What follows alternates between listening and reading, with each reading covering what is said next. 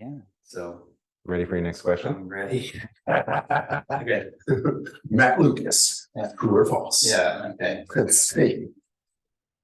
I already threw you softballs with these, so just get them out of the way. Okay. Were you really raised by seasoned military mercenaries? I'm gonna derail it, and I'm gonna say yes. I grew up in a military town with a military father, and so many of my mentors were very seasoned. Yes, very military. And since I was, so my fun, and anyone who's listening, just remember, like I've been accused of not having fun and not being fun my whole life, but now they've done studies of people that do focused work. Even though they have these eyebrows, in their brain, they are having so much more fun. Oh, yeah. So much more, like, you know this, Oh, yeah. anyone that I think has gotten good. And so I remember going to a summer camp, didn't even make it past the swim thing. I was like, I want out. And then, well, and to go back, and I didn't even, one thing is they made me change clothes, and the camp counselor was a girl, and she was in the room, and I was like, I'm not changing clothes with you. So back to the never dude. I've been this way my whole life. I was like 4 or 5. And then my dad was a EOD, underwater bomb disposalman, then in the Navy SEALs, right? So from Korean War into Vietnam, right? Like legit. Same as my dad. We swam. Yeah. And so I'm sitting there looking at this, and I didn't like it. And then I remember one other time having to go to a kid's karate class, and they wanted to play tag, and I walked off the mat and sat down, and I was like, anyone can play tag, I want to learn martial arts. Straight up. I was like in the 3rd grade, didn't like it. And so ever since then, my dad brought me to this military judo guy. I loved him. He brought me to this Secret Service, crazy Korean, dude. And those are the guys that were my mentors. I looked up to them, and they were just, like super cute. So you were raised by seasoned military mercenaries. Yeah. See how this whole interview is gonna go, guys. Yeah. Okay, let's see. Okay. The next question. All right. Were you really a prepubescent moped drug runner for nightclubs, DJs, and cokehead strippers? Answer, well, false, because it wasn't a moped. I refused to ride mopeds. The mopeds were for the rich girls, and in the 80s, and the Honda Spree and those mopeds. So no, I had a motorcycle with a clutch, and I changed gears, and but I remember being very afraid one day. I remember going home, and I rode my motorcycle all over the place, and I love motorcycles, and it's like a jet ski on land, and I remember first thing we'd go back to this place, Sin City. It was like all these dirt roads, and where all the mudders and all the off-roader guys would go, and then I had my little dirt bike, and it was funny because like I needed money. Dad had lost job, got sick, cancer, family's breaking up, and I needed money. And I remember just going back into those woods. I don't know, I was like 11 or 12, and there's one of my buddies, like uncles, had this kind of white trash. No offense to them, because they were really important to me, but trailer park, kids living in tents. Everyone had all these old custom, pieces, parts, motorcycles, and cars. And then his one uncle was there, and I remember his uncle was there because he would scare us by dressing as a gorilla because he was just covered in hair. He was a hairy dude, and I met him one night, which, to let you guys know how redneck I was, we would camp on the beach for days. We would take our motorcycles out, not the beach, to the Sound and the Bay. And we would take a styrofoam cooler, put a net in it, and we'd run it out, and we would catch mullet. Like we were little kids, you could just catch mullet, take some seasoned salt and some, margarine, and you'd wrap it in tin foil, and we would throw it in the fire. And to keep the fire going, we would just throw a tire on the fire, because there wasn't a lot of wood around there anyway. So we would just burn a tire and cook mullet. Wow. Yeah. I mean, we were like white trash. Have you considered a detox?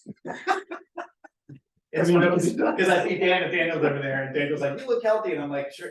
And I was just talking to this other person the other day, and they're like, "I want my kids to eat food." I'm like, "Feed them garbage." feed them garbage, man, make them want it. You know what I mean? It's like, I wanted art because I was in an artistic void. You know what I mean? Wow. If you want your kids to play piano, lock a piano up in a room and tell them they're never allowed in there. You know what I mean? And like all the kids that I know that were given health food and stuff, when they get to college, it's drugs and fun dip like the whole time, right? But for me, I would do anything. I mean, that's why I became a chef. I wanted to cook and eat. So anyways, I meet this guy. And he's out there, and I saw him, and I was like, "Hey, that's my friend's uncle." And I go to, and I'm out there riding my motorcycle, and he's just got garbage bags full of, weed and stuff. And he goes, "You want to make some money?" I was like, "Yeah." And he's like, "Take this," and he kind of told me where to take it, and I threw it in my little backpack, and I ran it out, and I made some money, and then he gave me a joint and taught me how to smoke weed out of a Coke can, real great influence. And then and then over time, I just started meeting these people, and they were like, "Oh, you can zoom through these back roads, and this area. I could drive that area with my eyes closed." And so I would just go back and forth to all these places, and then it started. And then it's Florida, so you start meeting some sketchy characters. So the answer is false, not a moped. I ride a motorcycle. Next question. Did you really jump into Kumite bare knuckle fight clubs just to test yourself? Yes. You have to. If you're a guitar player, you need to get on stage and play guitar in front of a room full of strangers and see if asses shake or they leave. And I cleared a lot of rooms. And so I've also gone off and when you learn to fight, you have to fight. If you learn a language, you have to speak it. And so so there were times where you'd go in and do that. Yeah. Wasn't a lot because you learned that I'm not competitive. I just needed to know if I knew the language or not. So there's that. And then when you get there, it was easier pre-MMA because now everybody's a little trained. Yeah, because back then it was like a karate guy that thinks karate is the coolest thing. We believed in ancient Chinese secrets, right? And so back then, you could, I was a judo guy, and I could, so it's similar. You can just like wrestle and stuff like that. I feel it was safer back then because, no one was as good. But I do remember this one moment, like, remembering there was this one guy who was a ninja, when you're sitting there, like, why you gotta say it like that? Yeah. Ninja? You're just sitting there like this guy studied ninjutsu, and you're like, wait, so he's a ninja? You know what I mean? And you're just like, I don't know what to do. What do ninjas do? You know what I mean? But come to find out, when we're all believing the hype, regardless of what goes on, we're all just feet planted, swinging our brains out. It just looks like a bunch of windmills. And then it always starts with whoever's got their cool stance, and then at the end of it, it's just a bunch of wrestling, and it's still a bunch of schoolyard crap. So the people that I think knew how to wrestle or knew groundwork, we were a little better off because it's one thing to be good in your school, it's another thing to be good in front of a stranger, and it's another thing to be good. This was coming out of point sparring into rounds, so the kickboxers and the wrestlers, I think, did much better because we were used to flurrying, we were used to like footwork and longer rounds, not just point. So Got it. Doing good here. This is nerve-wracking. So I don't like talking about this. I'll talk about it with you, but anyways, I'm gonna have to continue. Are you really an acoustic guitar virtuoso that can play progressive chords in perfect pitch? No, perfect pitch, I have 0 pitch, but I have, that's how I got into martial arts. Training people was touring out a couple record deals and put out some records, and I had a band, and we got signed right after, the same guys that signed the Killers. So I had a band that we got signed at the same time, and I had a choice, right? I remember coming back from a bunch of shows, and I was also a session player, play bass, and I'd write songs. And I remember having a choice.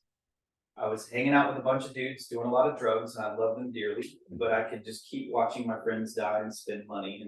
Or I remember coming to this one school where I taught these kids.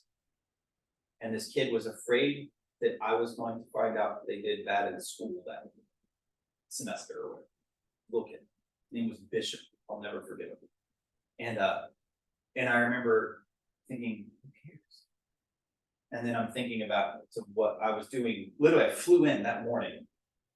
And like I was last night just in a debaucherous mess with a bunch of rock stars. And and then I'm flying and I'm like thinking to myself, so, you know what I mean? Like, do you have any idea where I came, and then I just realized like, oh, you're looking at me like I looked at my teachers.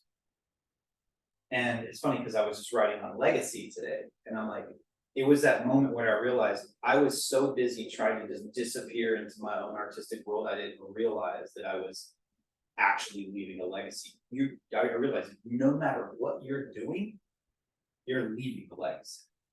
And I was like, oh, and so that was the moment where I kind of quit music. And I went back in, made a couple records later, but I needed to make sure that it was near my projects. So yeah. Yes. All right. I can play a guitar. Next one. Did you really work on the movie The Matrix and give super cool dude Keanu Reeves body work? Yeah, but it was the last Matrix movie, not the original. I was like a kid. But yes, I feel that yes, and kind of helped him rotate his hip a little bit better because if you watch him kick in the John Wick movies and stuff, I mean, even when he was young on the original Matrix, it was very robotic. You know what I mean? You're like, man, is your leg on a wire? You know what I mean? Kind of thing. So did some of that. And yeah, I was the wellness guy for that film. So I don't think this is going to be your question, but if you want to ask me if I've ever given a massage on top of a skyscraper underneath a hovering helicopter, ask me. No, I'm just kidding. But it's cool because it's like you're giving body work and kind of advice and all that stuff. Yeah, I was just hanging out with some of these guys. Yeah, down in LA. I love it. Wow. I mean, I wasn't hanging out with Keanu. Wow. The Matrix crew is I like that. The crew is cool because it's like kind of the same people from the first all the way to this one. So you get to see how they're kind of family. We're doing pretty good. So far, gotten them all sorted. Let's see, what's the next one? Do you really camp out in the wilderness just to eat chocolate, drink coffee, and write poetry in full body cashmere jumpsuits? Yes. And not only is it full body jumpsuit, I also bring my Italian cashmere blankets and because just because, so people think I'm roughing it out there, and I want everyone to know that I'm glamping on a level that no one could ever imagine, to the point where there's no room for others because it's the most exclusive club there is. You go into the middle. Last year I lived off the grid in Hawaii, and then I went off into the jungle down in Waipio Valley. But before that, I did 30,000 miles of backcountry trails in my Jeep, and that's kind of where I built a lot of. I wanted to learn to write, and the only way I could learn to write was to get creative momentum. And so the only way to get creative momentum was to be away from social obligations. And it's one thing to stay disciplined around that, but it's really hard when you're in. I mean, it's even hard now that I'm back because like this is where the community that I love was created. This is not like a party scene. This is like, it's like people like you, like people that everyone I'm around, I want to be around. And I want to check in with them. I want to communicate with them. I'm inspired by them. And so I kind of did the old school thing of when I would go into make a record, you disappear into a studio. And so yeah. And also I'm afraid of animals. So I figured I was writing a book on telling your story. And my story was I'm afraid of animals. So I just went into the woods to become not afraid of animals. So I was just camping in bear country and around, all the elk and all the coyotes and all this stuff. And just to remember, and it was funny because like at the beginning of it, I think I had 4 cans of bear spray. Like everywhere I went, there's bear spray. I had it, and I also have a cashmere poncho. And that cashmere poncho has front pocket and it's funny because, so I'm like cashmere poncho with my bear spray and a Glock on my hip, I'm like ready for, and it's like, I'm just like this weird kind of fancy cowboy in pajamas. Fancy cowboy in pajamas. And I was just in the woods alone, just trying to deal with that fear. And I mean, in the middle of the night, you're just listening to it. I remember the first day I camped alone, someone told me to go to public lands. I don't like public lands. I don't like the desert. Where's the camera? Wherever, right there. I don't like public lands. I don't like the desert. It's where meth addicts and drug addicts go. And you're not a DJ, you're a drug addict. Anyways, I was there, and the first night I was there, I woke up in that morning and I heard a bunch of crackheads or meth addicts or DJs or whatever fighting, and their dogs got out at like 4 a.m. and while I'm doing Qigong and attacked. First day out, I get attacked by a pit bull and a German Shepherd. First day. So, but bear country, they were fine. But yeah, crackhead. That's a nice name for an album. Crackhead dogs. Yeah. So yes, I did go out into the woods. We're almost done with this, actually. Would you believe? Keep going. Okay. So let's see, Matrix, chocolate, jumpsuits. Okay. Are you really a paid CIA operative that raids transient tent villages? Absolutely and not. Negotiates demented killers in high-risk hostage situations? Absolutely not. That is 100% false. But I know some. Yeah. And but no. Thank you for that question. I will say this, by knowing these people, one of my favorite stories, it reminds me of a story that I learned about the homeless encampments by working with a guy that was raiding a homeless encampment. We talked about this, and I was talking to these people, and over COVID, so I have a rule. I love that quote, the critic doesn't count until the critic tastes sweat, right? And so I'm not brave enough, nor do I have the heart that is strong enough to go into those worlds. But then when I was talking to these people that were judgmental of the people breaking up the homeless encampments, I lived on the edge of one, and all these cops were there breaking it up. And then all these other people were saying, these cops are, racist and bigots and, or whatever, and uncompassionate because they're there and they're breaking up these homeless encampments. And I was like, but the homeless encampment's still there, right? And I was like, notice that they didn't break it up, the homeless encampment's still there. I'm like, do you really want to know what they were doing? Because I know the guys that were doing that. And they were like, what? And I'm like, they were pulling children out of there. They were trafficking children that night between encampments, right?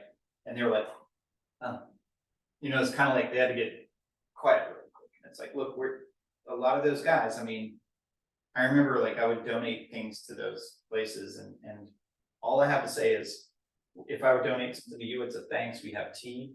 I donated 4 2x4s to one of the encampments. 2x4s. And the guy was, he didn't have any money to pay me. He's like, I don't know how I can repay you, thanks. And so he immediately jumped to, if you need anyone killed, I got you. He literally just told me, as payment, he would kill someone. For 4 2x4s. For 4 2x4s. So if you guys ever need a sweet deal on killing someone, why go to the dark web? Yeah, just go right. Yeah. Anyways. And so yeah. So I knew I asked that question for a reason. So then you do know the CIA operatives that do those kinds of things. They're usually not CIA. Well, the reason why is because my father-in-law, okay, it's like, who is this guy traveling the world, kung fu killer man, James Bond, CIA man? So, yeah, granted, he thinks everybody's CIA. Right. If you're in the Peace Corps, you're in the CIA. Right. At any rate. So my favorite thing about meeting, I've met a couple of people that have joined the CIA, but they weren't the high level. But it's funny, the low level, it's the letdown where they realize that they're just sitting in a cubicle doing data entry. It's just another crappy office job at a really lame corporation. Yeah. So no, I would be much more business casual if I was CIA. All right, let's see. Easiest way to lose your edge, join a major government organization. So then that was the last question then, because it was, did we really meet in half naked in a Russian mafia bathhouse? We did. We did. And all this came about. So it's funny because like such a good thing came out of getting over my never do. Mm. Well, I mean, it wasn't negative, it was still wearing shorts, but to me, completely negative. And, but yeah, something this great came out of it, like I got to meet you, right? It doesn't mean it didn't change me. You know what I mean? I'm not like, oh, you know, it's like, oh, let it fly. You know what I mean? I'm not, you know, I'm not going there. Well, I'm a shorts dude too. Yeah. I'm a never dude Yeah, also. Yeah. And when I was in college in Hawaii, all my fraternity brothers, they're big on that stuff. Me, not so much, right? Yeah. And so I could relate. Mhm. However, I used to teach Tai Chi at that spot up on the roof. And that's, Hand penis Tai Chi. oh my God, single whip. Yeah. Whole new name, right? And so as exchange, sure they paid me, but you know, Chad was there. Shout out to homie Chad, right? Hella cool dude. Chad is big shout out to Chad. And so he would let me just come and enjoy it. Yeah. And so I would go. And what's funny is I think we both knew of each other. Mhm. And then so when I saw you, I was like, oh yeah. And then you're like, yeah. And then and So this is the thing about, okay, as a musician, as a person that makes art, this is why I love social media. Like we talk a lot of smack about social media, but as a musician, I book tours, right? I know I reach out to my heroes. I knew you through social, like we were connected through social media. And but I guess we're Gen X, so we grew up without it, and then we saw the internet coming. So it's like we have a different relationship, I think, with tools. I know that technology is just technology. It just compounds my ability to make a decision. And so therefore, when I'm on social media, I actually use it for being social. Like a lot of these films and a lot of these actors that I know, it's because I reached out to someone that I really liked their work. And then, you know, when they were nobody, right? Or when they were just up and coming, and I just saw that I really loved them. And then we became friends. And then I'd be like, hey, I'm passing through town, doing a workshop, or I'm playing a show or whatever. And then I come out, you're on the guest list, or let's have coffee or something like that. I personally think social media is a good way to break the ice, you know, because you and I knew about each other. We're connected. I really like that. So it's true. I kind of met Kisu in the same way. My Kung Fu brothers I met in the same way. Yeah. Mm. I mean, it goes down to that thing that I did on the, you know, to kind of jump to this, that thing that I'm doing, it got erased. It's really funny, it got erased. It was a thing on the Second Amendment about how the Second Amendment's not about guns, it's about access to technology, because guns were the height of technology. And so, but if you use that argument of like, you know, technology is this like benign thing sitting on the counter until you pick it up and have an intention with it. Social media is a little different because it has an automated algorithm that's always feeding us. But if it's just like broad demographic stuff, like you like Tai Chi, Qigong, and tea, I like that. You know, it's like, that's fine. That's at least a starting point, right? So I kind of like it, but we should, as martial artists, we're always learning weaponry, and I think we should be learning how to adjust, you know, the hurt, harm, heal intention. We talk about this all the time. Medicine is poison, right? It's just intention and dosage, right? So same thing with technology. It's intention and dosage, right? How much are you in? And so all technology is medicine, because technology is intervening into our natural system all the time. And all medicine is doing is intervening into your natural system all the time. It's an intervention. And I think, yeah, that's why I like it here. There's a good balance. Is that what Well, how about this? We got some time left. Why don't we talk about this project that we have? Oh, I'm in. Right.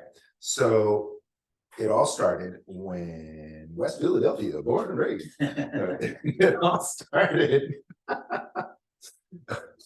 for Grandmaster Alex Fung. Shout out Grandmaster Alex Fung, and who gave me my start, by the way. I'd be nothing without that gentleman. When I finished massage school, he gave me the first place to charge people clinically, and I got to apprentice under him. Okay. And so that was cool. And then when I went to China for the first time, just for the 3-month stint that I did to try out, dabble my toes into Wudang, when I came back, he let me speak on the stage at his Taoist conference. So it was like my first big scale teaching engagement, right? Then all the while that I'm in China, you have to come back once a year for visa obligations. I'd always come back and see my mom. And he let me teach workshops. Okay. Then when I was done with China and I wanted to get my own school started, he gave me the keys to his studio and the access to his security code so that I could literally use his space to my liking and take his students and just draw on his community to get my feet wet and get started in the bank. Right? Then when I opened my own school, he was right there in my grand opening to celebrate. And so every major landmark of my healing martial career, he's been there. And so when he's like 50-year anniversary, come demo. Of course, right? Of course. And then so we go, and I don't want to do it alone because I'm also modest and shy and nervous. And so I was like, let me share the stage. And you hadn't been invited because you were traveling. And you know, so I was like, yo, Matt, are you going to be in town for this? Let's do this demo. And with just like a day or something to prepare, just off an idea, let's do draw the bow. We were the last demo that day. The last martial demo. We had no mats, no mic, no music, no nothing. We were the showstoppers. After us was like merengue and drumming, right? Well, that was the thing. It was what I was talking about, from medicinal to martial. Let's tap there for the tea. Yeah, thank you very much. And yeah, you and I talk about this all the time about how there's so many slaves to their tradition, and martial art should be treated, I think, like that art should never be pulled out of it. And in order to move a tradition forward, like music or any art form, it's gotta mix. It's gotta mix. And so to adhere to a tradition is a good foundation, but to not move it forward is to kill it, right? To isolate it in any ecosystem. So you know, it's fun to perform that because we just did it in all these other ways, and it was like, and it's funny, like just by doing what we did, it made people just go, oh, I've never seen it like that. And you're like, you're a slave to your tradition. You know what I mean? I don't want to say it in a derogatory way, but we've been enslaved by, it's the fear of, you know, it's like, I ask anyone that has a hardcore tradition to say, if your warrior ancestors that created this tradition came back up, would they be proud of you that you said, we haven't changed anything? You know? We're doing it note for note. You know, it's like, you know, it's like, no, I mean, I feel if Mozart came back and he was at a Zeppelin concert, he goes paintings on stage just like the next person. You know what I mean? It would just be like, what is this energy that's happening? And that's where I think traditional martial arts is suffering.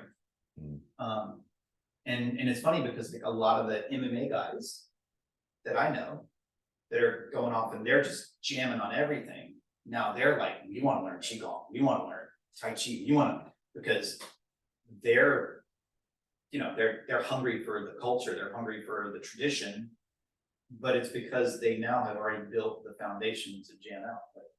I was a musician for a long time, and it took me 25 years to even think that I might want to learn music theory, right? So I started at classical music, realized that wasn't my thing, went into punk rock, rock and roll, and just jammed out nonstop, just was a flailing mess. And then I was like, I think I need to know what I'm talking about now, right? And I think this is where we're at. And so we have this project of sharing, first starting at the beginning, and then not only showing that, but showing the way it's been interpreted. Because again, music is the same 12 notes, and then martial artists have the same 2 hands, 2 feet kind of thing. Mexican food, same vibe. Yeah. Oh man, don't get me started. I call qigong Chinese spaghetti sauce because when you go to New York and you're talking to and I would talk to my friends, old little Italian ladies, they're like, her sauce, she doesn't know anything about hers, and then I'm like, dude, it's the same sauce. It's the same. So yeah, I even wrote a thing in one of my books or whatever. It's like just the whole project was called Chinese spaghetti sauce. And Thank you for that, because I have a whole lecture that I would give at the Chinese medicine academies. Qigong is bullshit. Chinese medicine is bullshit. Dude, when people come up to me and they're telling me that like when I was doing all the cold water swimming in Ireland, I'm like, do you do Wim Hof method? I'm like, really? You think that guy invented breathing? Seriously. Like, and then, and I always make the joke, like, you think no one has been healthy until Americans discovered China. No, like, there's been healthy people all over the world. And most of them are doing the same thing. They're breathing, they're not sweating the small stuff. A little live, laugh, love. You know what I mean?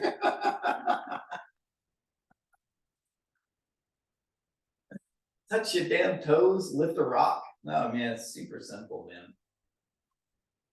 man. So yeah, so if we can share this and show that like there's just like with music, we're taking one. I don't want to give too much away because if people see this, this is a no-brainer. That's true. This is a no-brainer. And it's one of those things where it's going to make people. First off, I've had a call from Thailand.